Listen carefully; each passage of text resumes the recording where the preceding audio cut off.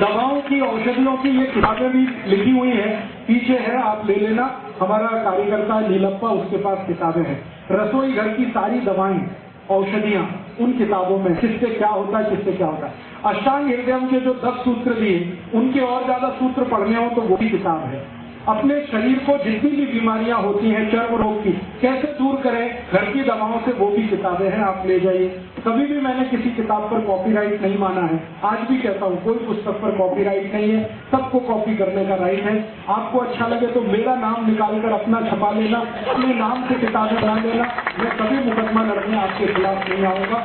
और जो कुछ मैंने बोला है, इसकी सीडी भी है, पहले तो कैसेट थी, अभी सीडी है, 40 घंटे की ऑडियो सीडी है, वीडियो सीडी है। आप ले जाइए, कॉपी कर करके लोगों को बताइए, ताकि ये विचार जल्दी से फैले और लोगों तक ये दूर तक पहुंचे। तो शायद चेतना ज्यादा हो और चेतना बढ़ेगी तो देश जरूर बेहतर होने वाला है, आजादी बचने वाली है, सभ्यता और संस्कृति रहने वाली है। भारत देश के बारे में एक विशेष बात मुझे महसूस होती है, वो ये कि दुनिया का ये विशिष्ट देश है। विशिष्टता क्या है? 1000 साल विदेशी हमले इस देश पर हुए, किसी देश पर नहीं हुए, फिर भी ये देश जीवित है। इसकी सभ्यता अभी बची हुई है, संस्कृति बची हुई, वरना दुनिया के देश कब के मिट गए और खत्म हो गए। हम अभी भी बचे, क्योंकि हमारे पास धर्म का आधार है, संस्कृति का आधार है, सभ्यता का। आगे भी ये देश बचेगा, क्योंकि पहले भी ये देश बचा है धर्म और संस्कृति की ताकत से, आगे भी बचेगा। आप सब उसमें महत्वपूर्ण भूमिका निभाएं, यही मेरी आपसे निवेदन है। ये पूरा अभियान देश भर में मैं चलाता हूँ। इसके लिए फंड इकट्ठे करने के लिए खादी में बनाता हूँ, हमारे कार्यकर्ता बनाते हैं। खादी की बिक्री से कुछ पैसा आता है तो ये अभियान चलता है। हमारे कार्यकर्ताओं की बनाई कुछ खादी है, आप खरीदेंगे तो मुझे थोड़े से फंड्स मिलेंगे। पुस्तकें और सीडी खरीदेंगे तो आप कॉपी करके दूसरों को देंगे, उनको लाभ होगा। खादी खरीदेंगे तो थोड़ा मुझे भी लाभ होगा, क्योंकि हमारे काम के लिए थोड़ा पैसा उससे हम जुटाते। 100 रुपए की खादी आपने ली तो 15 रुपए उसमें से हमें मिलेगा। पूरे साल में हम कुछ लाख रुपए की खादी बेचकर जो फंड इकट्ठा कर पाते, उसी से ही काम चलाते। आगे कुछ बड़ा काम करने की इच्छा है, जैसे भरत भाई ने कहा एक टीवी चैनल मुझे शुरू करना है, क्योंकि ये तो कुछ डॉक्यूमेंट्स मैंने दिखाए, ये टिप्स ऑफ द आइज लगे ऐसे हजारों हैं जो आपकी आंखें खोल देंगे, आपके ज्ञान चक्षु खुल जाएंगे। लेकिन वो टीवी पर आए, उसके लिए चैनल चलाना है, उसके लिए कुछ फंड इकट्ठे करने हैं, काम में लगा हूँ। जिस दिन हो गई ये व्यवस्था, उस दिन चैनल भी शुरू होगा, अखबार भी चलेगा, मैगजीन भी निकलेगी। मेरा एक ही उद्देश्य है, एक ही ध्येय है कि ये देश को फिर से सोने की चिड़िया बनाना है। भूतकाल में ये देश सोने की चिड़िया था, भविष्य में भी सोने की चिड़िया बनाना है, वर्तमान इसका सुधारना है, बदलना है। तो उसी काम में लगा हूँ। आप सब भी मेरे सहयोगी बनेंगे तो अच्छा होगा। भरत भाई ने मुझे आज सुबह प्रस्ताव दिया कि आप एक भारत कथा कहिए, जिसमें ये सारे दस्तावेज एक बार लोगों के सामने आए। आप चाहें तो 6-7 दिन की यहीं पर आयोजित हो सकती है। मेरा एक फायदा उसमें हो जाएगा कि उसकी सीडी बन जाएगी तो भारत के करोड़ों लोगों तक मिल जाएगी। आपका ये फायदा होगा कि वो दस्तावेज आप स्क्रीन पर इसी तरह से देख पाएंगे। चाहे तो आयोजन करिए, नहीं तो कहीं कोई दूसरा शहर करेगा। आभार, धन्यवाद।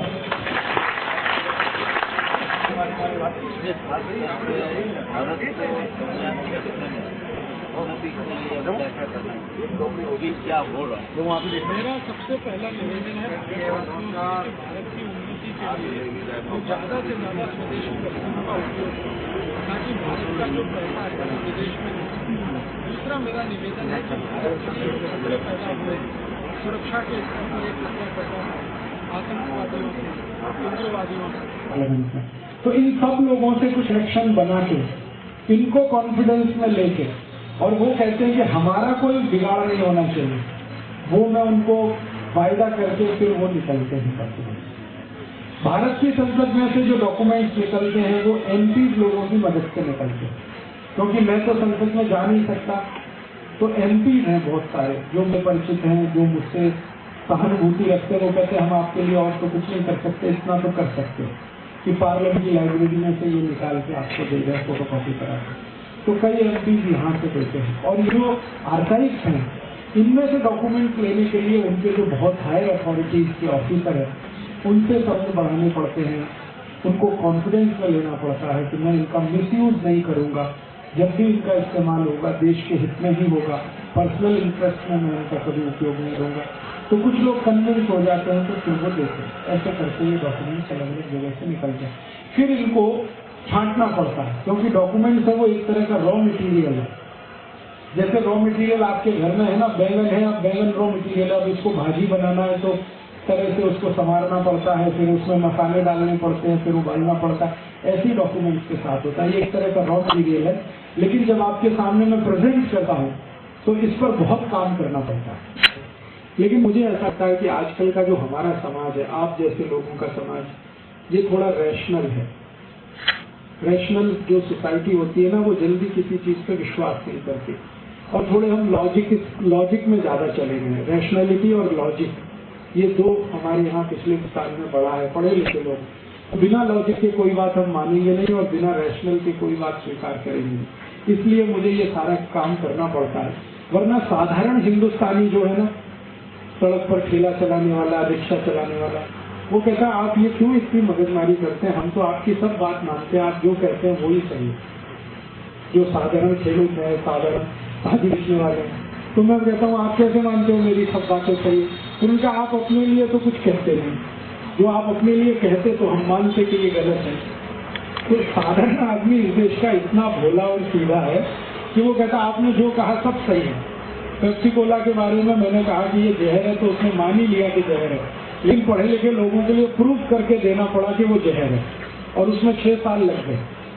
एक लेबोरेटरी रिपोर्ट, फिर दूसरी लेबोरेटरी, फिर तीसरी लेबोरेटरी, लास्ट जो रिपोर्ट आई थी वो सुनीता नारायण रिपोर्ट थी, जो आपने देखी होगी टीवी पे।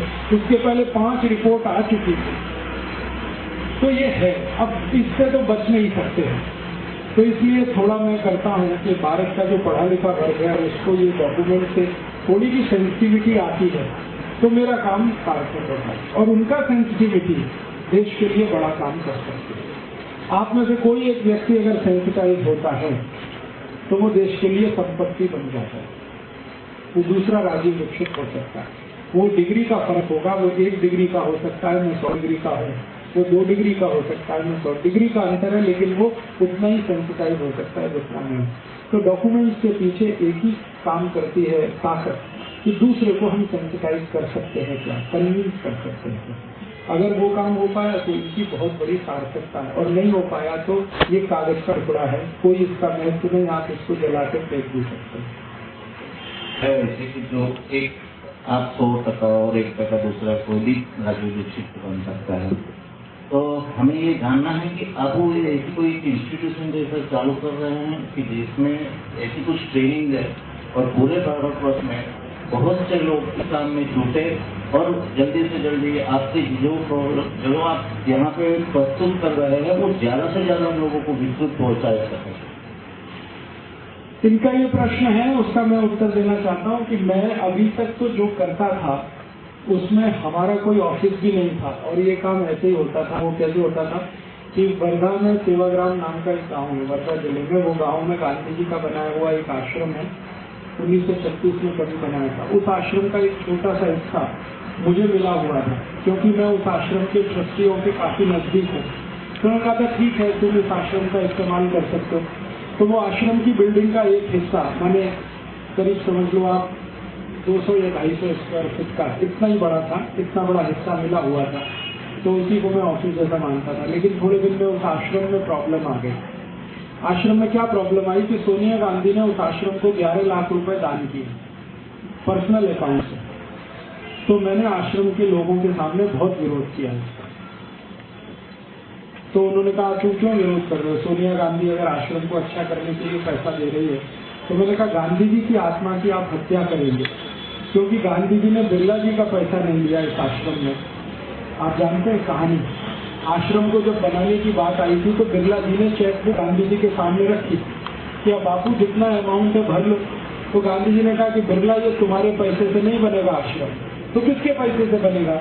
तो कांग्रेस के जो 25-25 पैसे देने वाले मेंबर हैं उनके पैसे से बनेगा। चवनी मेंबरशिप शुरू किया था गांधी जी। तो 25-25 पैसे में से 500 रुपए इकट्ठे किए गांधी जी ने, उसमें वो आश्रम बना।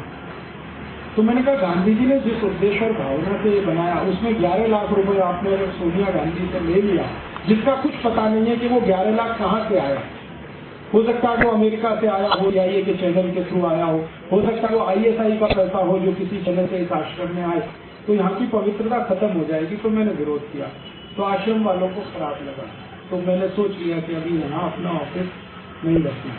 फिर अपना ऑफिस बनाने के लिए जैसा आपने कहा इंस्टीट्यूशन खड़ा करने का काम शुरू किया।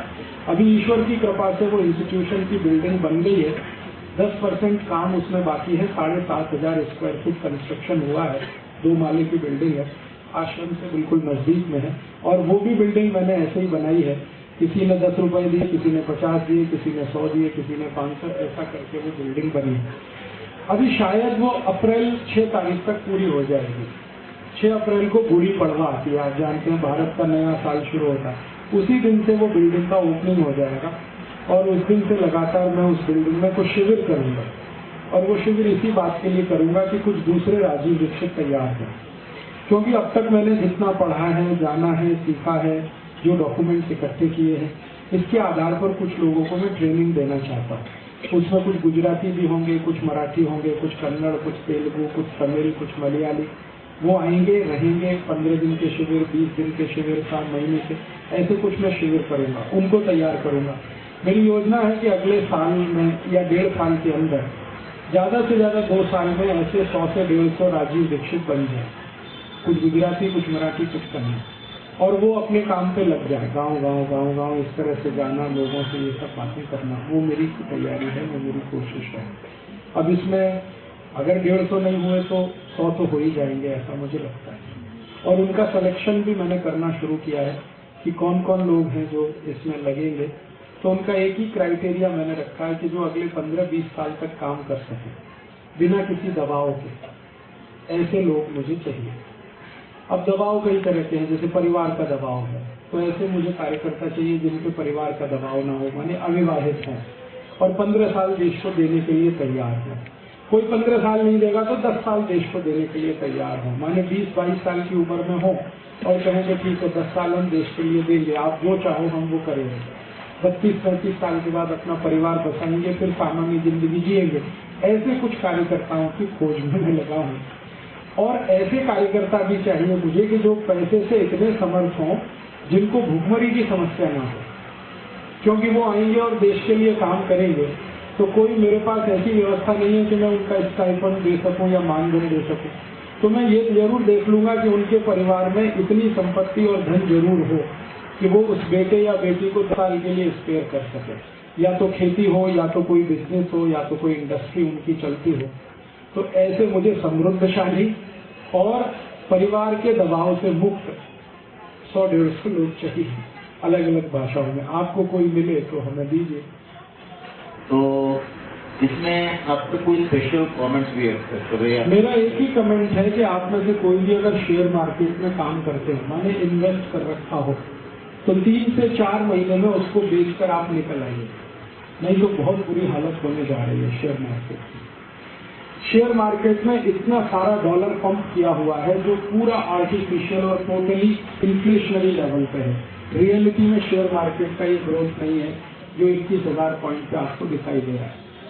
ये शेयर मार्केट में जो विदेशी डॉलर इस समय आया है वो एक ही कारण से आया है कि डॉलर पिछले 1.5 साल से आप देख रहे हैं लगातार टूट रहा है, और ये विड्रॉ करेंगे जब डॉलर और टूटेगा। अभी तो 38 रुपए है या 39 रुपए, अभी आप देखना 2-3 महीने में ये 30 रुपए के आसपास आ जाएगा। सरकार कितना भी ताकत लगाए इसको रोकने की। कारण मैं जो बताने जा रहा हूँ वो ये कि दुनिया में तेल बेचने वाले देशों ने सद्दाम हुसैन की बात उसके मरने के बाद मान लिया। जब तक जिंदा था कोई नहीं माना, अब मरने के बाद उनको समझ में आ गया।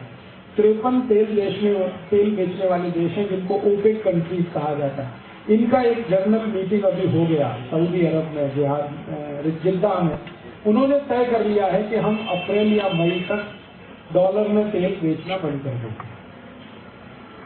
अप्रैल या मई तक, 15 अप्रैल का टारगेट उन्होंने फिक्स किया है। जो 15 अप्रैल तक दुनिया में कोई बड़ी घटना नहीं हुई तो वो डॉलर में तेल बेचना बंद कर देंगे। वो कहेंगे कि हम लोकल करेंसी में या तो तेल बेचेंगे, नहीं तो यूरो डॉलर में बेचेंगे। जिस दिन ये हो गया उस दिन डॉलर को जमीन पे गिरने से कोई नहीं बचा सकता। यीशु भी आ जाए तो नहीं बचा सकता, ईसा मसीह भी उतर आए जमीन पे और अमेरिका के साथ खड़ा हो जाए तो भी डॉलर टूटने से वो नहीं बचा पाएंगे। और इतना बुरी तरह से अगर डॉलर क्रैश हुआ तो ये जितनी कंपनियां आप देख रहे हैं फॉरेन फाइनेंशियल इन्वेस्टर, ये सभी उड़नछू होंगे यहाँ, और ये उड़नछू होंगे तो मार्केट तो क्रैश होना है। 21,000 पॉइंट का 7,000 पॉइंट भी आ सकता है, और आप लोग फिर डूबे उसमें, क्योंकि आप जैसे लोग ही डूबते हैं। मैंने किसी बड़े शेयर ब्रोकर को आज तक डूबते नहीं देखा। जो डूबता है वो इन्वेस्टर है, और छोटा इन्वेस्टर जल्दी डूबता है। तो आपने अगर थोड़ा बहुत लगा रखा है तो तुरंत निकाल लीजिए। इस समय आपके लिए बहुत अच्छा मौका है कि कैश करके निकल जाइए 21,000 पॉइंट से ज्यादा। और आपको क्या चाहिए, काफी कुछ इसमें आपको गेन हो चुका होगा। 50 रुपए का कोई शेयर खरीदा हो तो आज 5,000 का तो हो ही गया होगा।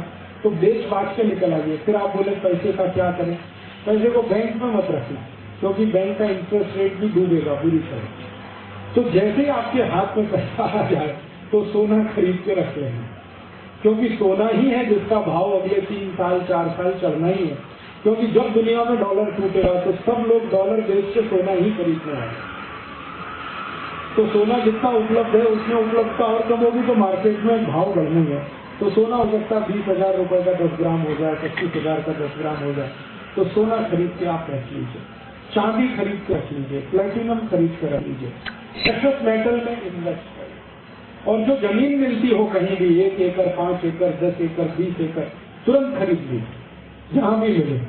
भारत के किसी छोटे से छोटे गांव में मिले वहां लीजिए। ये मत देखिए कि वो जमीन पत्थर वाली है कि मिट्टी वाली। पत्थर वाली मिले वो ही ले लीजिए, क्योंकि ये पत्थर वाली जमीन साल भर के बाद मिलेगी नहीं आपको, क्योंकि भारत में ही यही होगा। जिन्होंने भी डॉलर रखे हुए हैं वो या तो जमीनें खरीदेंगे या तो सोना। सोने की एक लिमिट है, उसके बाद खरीद नहीं पाएंगे तो जमीन पे जाएंगे। तो रियल एस्टेट में अगर आप इन्वेस्ट करते हैं पैसे को तो इसका मल्टीप्लिकेशन हो जाएगा और आपकी कीमत आपको वसूल हो जाएगी। या तो सोने चांदी में लगा हुआ पैसा वसूल हो जाएगा। शेयर मार्केट का बिल्कुल भरोसा नहीं है। ये मई में इसलिए टूटने की 2 संभावना, एक तो मुझे दिख रहा है सरकार गिरने जा रही है भारत की, मनमोहन सिंह गिर जाएंगे, ज्यादा से ज्यादा 2 महीने भी नहीं लगेंगे। और दूसरा ये ओपेक कंट्रीज अपना तेल नहीं बेचेंगे डॉलर में। तो ये दोनों कारणों से मार्केट के लिए गुड सिग्नल नहीं है।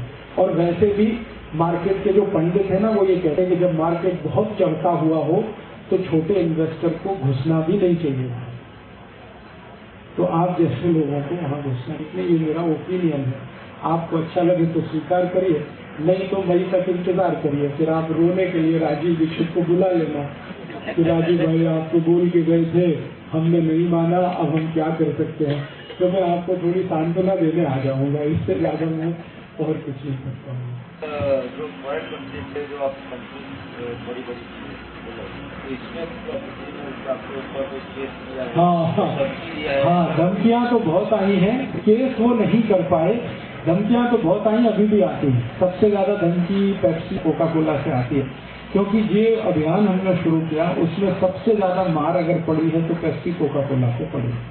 क्योंकि जगह जगह हमने जो इन्वेस्टिगेशन कराए उसकी रिपोर्ट हमारे फेवर में आई पेप्सी के खिलाफ। और आज पूरे देश में ये स्थिति है कि जब मैं यहाँ आया था तो मैंने पता नहीं बोला क्या, 1998 में पेप्सी और कोका कोला की एक साल में 700 करोड़ बोतलें बिकती थी। आज 50 करोड़ भी नहीं बिकती एक साल। और आप उनके किसी भी फैक्ट्री में चले जाइए हिंदुस्तान में, उत्तर दक्षिण को, सब फैक्ट्रियां बंद है जैसी हैं। वो फैक्ट्री में काम करने वाले वर्कर कहते हैं कि हम सवेरे से शाम तक क्रेट ढोते ढोते परेशान होते थे, अब हमारी 10 क्रेट भी कोई लेके नहीं जाता। मतलब क्या है कि पिछले 10 साल में मेरे जैसे लोगों ने या रामदेव जी जैसे लोगों ने या सुनीता नारायण जैसे वैज्ञानिकों ने या ऐसे लोगों ने, आप जैसे लोगों ने मिलकर पेप्सी कोक का तो बाजा बजा ही दिया है, क्योंकि बिक्री इतनी कम है। बाकी में आप देख लो बहुत सेल कम हुई है पिछले 10 साल। और इसके बदले में जो सेल बढ़ी है वो फ्रेश जूस की सेल बहुत बढ़ी है। गन्ने का रस, शिरडी का रस, मौसमी का रस, संतरे का रस, छोटी छोटी जगह। और चूंकि रस की डिमांड बढ़ी है तो उसकी सप्लाई बढ़ी है, सप्लाई बढ़ी है तो रस की कीमत भी गिरी है। पहले 10 रुपए गिलास था, अभी 5 रुपए 6 रुपए गिलास मिल जाता है। ये भी हुआ, तो ये खुशी की बात है। और इसका सारा पैसा खेलकों को जा रहा है, इसका मुझे आनंद है। ऐसे ही कॉलगेट की सेल 23% डाउन हुई है पिछले 10 साल। और कॉलगेट वाले इतने परेशान हैं, वो मुझे बताते हैं कि हमारी जब मीटिंग होती है तो एक ही विषय होता है, how to handle Rajiv Dikshit. हाँ, उनकी चेयरमैन की जो डायरेक्टर्स की मीटिंग होती है उसका विषय ये है हाउ टू हैंडल राजस्व। तो वो मुझे हैंडल करना चाहते हैं, हाँ वो ऑफर करते हैं। तो मैं उनसे एक ही बात कहता हूँ कि मुझे आप खरीद नहीं सकते क्योंकि मेरी कीमत नहीं है और वैसे मेरी कोई कीमत नहीं है साधारण आदमी। तो उनसे हर बार ऐसे ही कह के बात खत्म होती है। फिर मैं उनसे कहता हूँ कि तुमको मेरी कौन सी बात है जो सबसे ज्यादा पिंच करती है। तो वो कहते हैं जो आप अमेरिका वाला हमारा पोल खोलते हो यही हमारे लिए खतरा है। अमेरिकन कॉलगेट का मैं जो नाम लेके कहता हूँ ना, अमेरिकन कॉलगेट का वार्निंग प्रिंट है, ये इतना बड़ा खतरा है उनके लिए। वो कहते हैं कि अगर लोग इसको गंभीरता से सुन लेंगे तो हमारी ताकत नहीं कि हम कॉलगेट बेच पाए इस देश में किसी मदद। तो उनकी सेल कम हुई है। हिंदुस्तान लीवर वाले मुझे बोलते हैं कि आपने 10 साल में हमारे 26 प्रोडक्ट मार्केट से आउट करा दिए, बोल बोलकर। उनके कई प्रोडक्ट हैं जो उन्होंने विड्रॉ कर लिए मार्केट से क्योंकि अब बिक नहीं। अभी उनको ये हालत हो गई है। हिंदुस्तान लीवर ने एक दिन मुझे कहा कि हमारी सेल 98 में टोटल 14,000 करोड़ की थी साल की। अब वो कहते हैं कि 10 साल में हमारी सेल 9,800 करोड़ की है।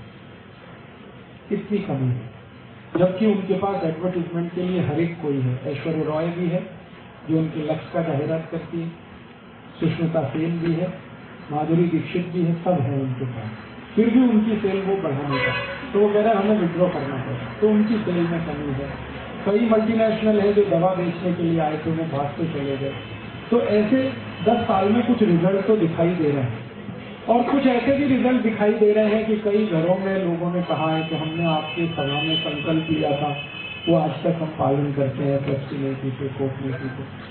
तो इस तरह का कुछ असर तो हुआ है, लेकिन मैं इससे संतुष्ट नहीं हूँ क्योंकि भारत इतना बड़ा देश है, उसके लिए ये असर बहुत बड़ा चीज है। आप जैसे बोलते हैं कि भाई बाहर की कंपनियां जो बना रही हैं, जो भी कर रही हैं, जिस तरीके से बाहर के प्रोडक्ट बंद करते हैं, काफी चीजें हैं जिसमें केमिकल्स लगेंगे, काफी चीजें हैं, लेकिन अब सब हजारों प्रोडक्ट ऐसे निकलेंगे जिसमें केमिकल्स। आप कपड़े तक को ले लो तो कपड़े को डाई करने में केमिकल लगेंगे जो वापी में मैक्सिमम बनता है।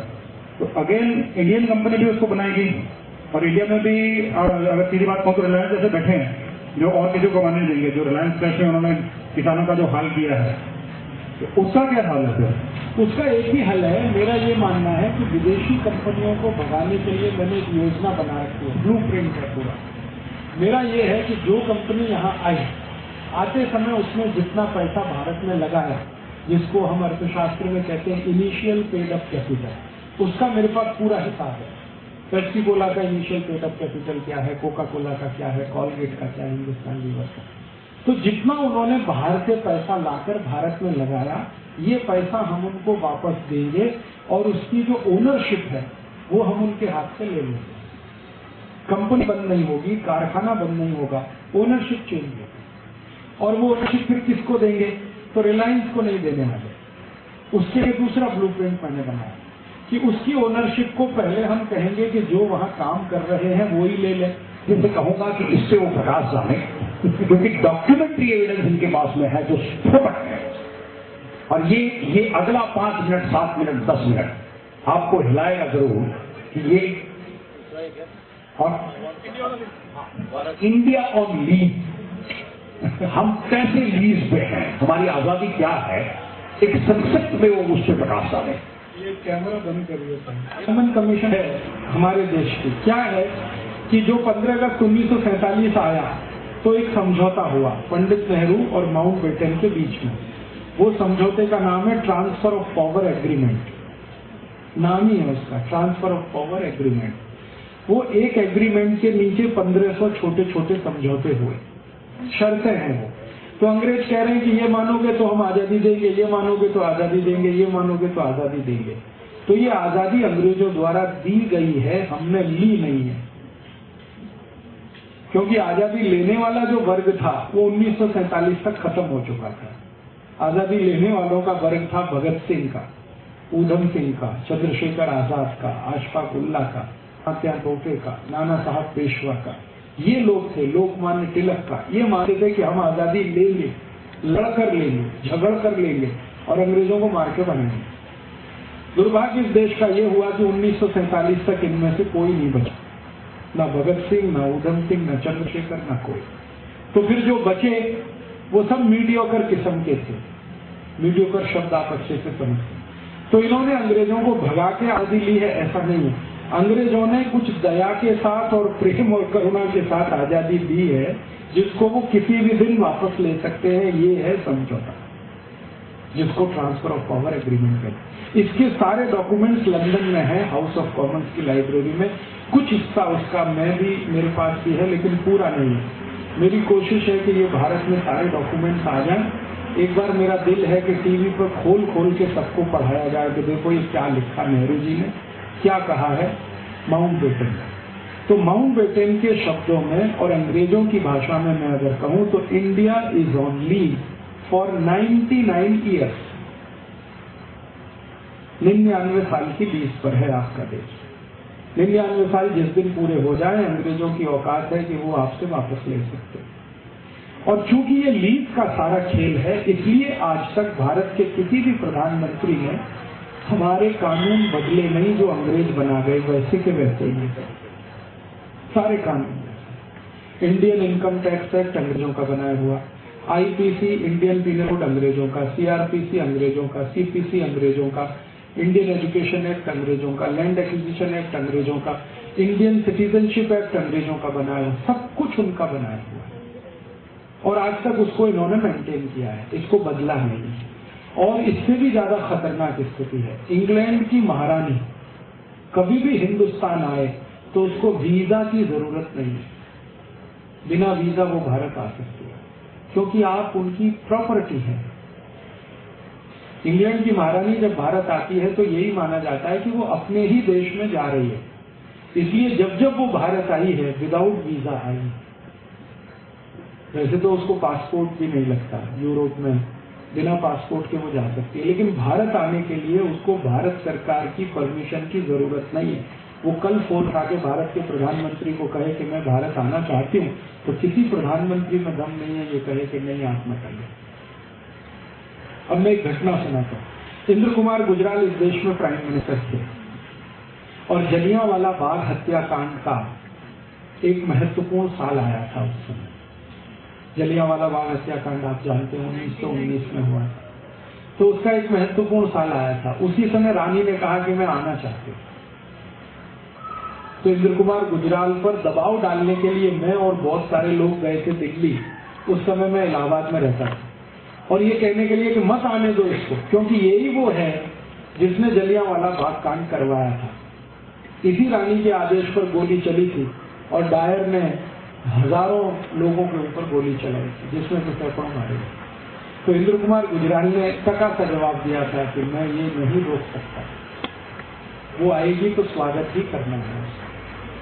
वो आई, पूरी भारत सरकार उसके स्वागत में लगी। वो रानी गई, अमृतसर गई, और जखे हुए माने जख्म हमारे जो उसने कुरेदे वहां जाकर, और उसने अखबारों में स्टेटमेंट दिया कि मुझे नहीं लगता कि जलियांवाला बाग में कुछ गलत हुआ। जब कोई राजा होता है और कोई प्रजा होती है तो कई बार प्रजा के ऊपर दंड देना पड़ जाता है। तो हमने कहा बात खत्म हो गई। अब आप हमेशा उसको याद करते रहें, ये आपकी प्रॉब्लम है, मेरी नहीं है। ये उसका अमृतसर के पत्रकारों को दिया हुआ बयान था, ये छपा अखबारों में। हम लोगों को इतना गुस्सा आया, हमने कहा कि ये इंद्र कुमार गुजराल का मुंह काला करेंगे। तो पुलिस को भनक लग गई और हम लोग सब अरेस्ट हो गए, वरना हम मुंह काला करने के लिए ही जा रहे थे उसको दिल्ली में। कि ऐसा हरामखोर प्राइम मिनिस्टर है जो देश की इज्जत और सम्मान को दांव पे लगा के बैठा। अब इंद्र कुमार गुजराल रिटायर हैं, अब हम उनको मिलते हैं कभी भी दिल्ली में, तो वो मुझे कहते हैं कि आप भी प्राइम मिनिस्टर हो जाओगे तो यही करोगे, आप भी कुछ नहीं कर सकते, क्योंकि कानून से हम बंधे हुए हैं। वो कानून वही है, इंडिया इज ऑन लीव। तो मैं कहता हूँ खुल के कहो इसको देश में, तो कहते हैं नहीं कह सकते। क्यों नहीं कह सकते? बगावत हो जाएगी। तो हो जाने दो बगावत, 1857 में हुई थी, और एक बार बगावत हो जाएगी। कम से कम दूध का दूध, पानी का पानी तो हो जाएगा। ये अधकचरे हम लटके हुए तो नहीं रहेंगे। तो उनका इतनी हिम्मत किसमें है आज? ये है। अब हमारे यहाँ इतनी खराबी है इस लेवल पे कि सुप्रीम कोर्ट का कोई जज, हाई कोर्ट का कोई जज ऐसा कोई फैसला दे जिसका कानून भारत में ना हो, तो हमेशा वो लंदन के फैसले को ही आधार बना के जजमेंट देता है। मान लो कोई फैसला देना है सुप्रीम कोर्ट को, उसका कोई कानून हमारे देश में नहीं है, तो आधार फिर लंदन से मंगाया जाता है कि वहां का कोर्ट क्या कहता है, उसको बेस करके यहाँ जजमेंट दिए जाते हैं। और इसी कारण कोई भी कोर्ट जजमेंट अंग्रेजी में ही